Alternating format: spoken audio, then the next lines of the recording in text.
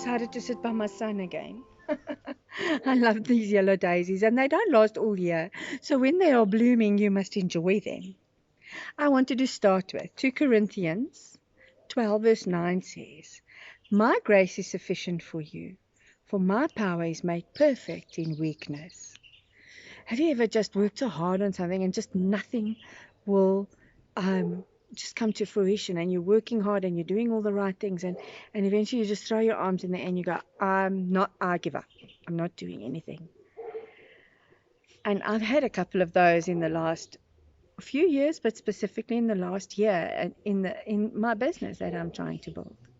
Trying to build this business, and I need to stay steadfast and just build the business.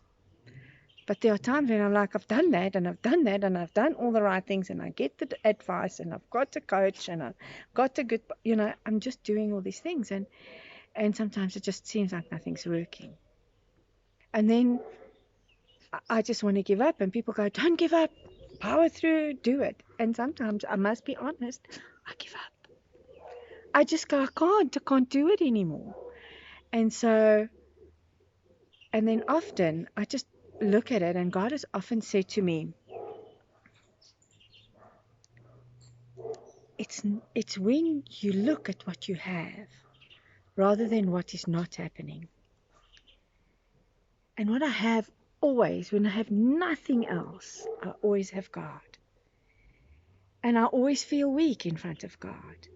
And that's what gives me my power.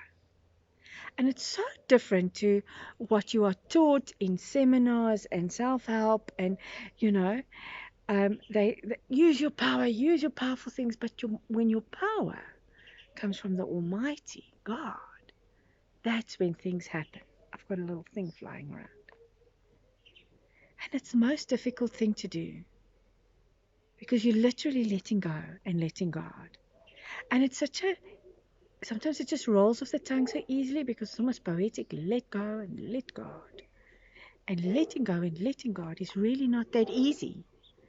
We find it hard, because we are taught to be disciplined, and we are taught to hold on tight, and we are taught to work hard, and and those aren't bad things. A while back, Leon said, what if you like a pen, and you've got to just remain quiet and calm, and just do your thing until God takes you out of his pocket and does his thing with you, the thing that he wants you to do today with you. Not something that you've constructed, but something that God has intended. And that image made such an impact on me that day. I just was so impressed by that image. And I went to look, and I thought, and it's about the power of God. When you feel like you have nothing, when you throw your hands in the air and go, I don't know what more, God comes along, takes you out of his pocket, and signs his name with you.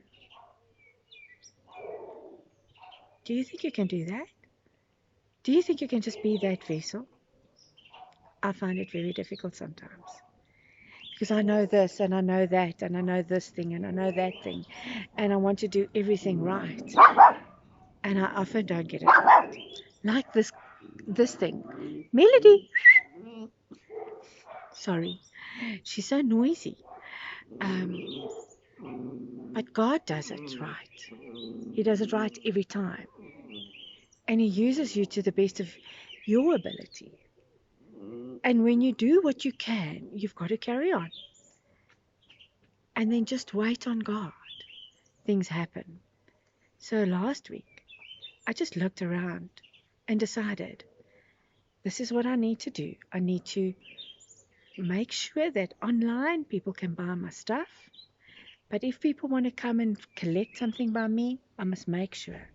So I've started sort of developing a little shop in my place of work. It's not open from 9 till 5 or whatever. It is just there so that when you come and visit, you can see what is available. And I think that's what we must be. We must be God's shop. When people come and visit, they must understand what is available.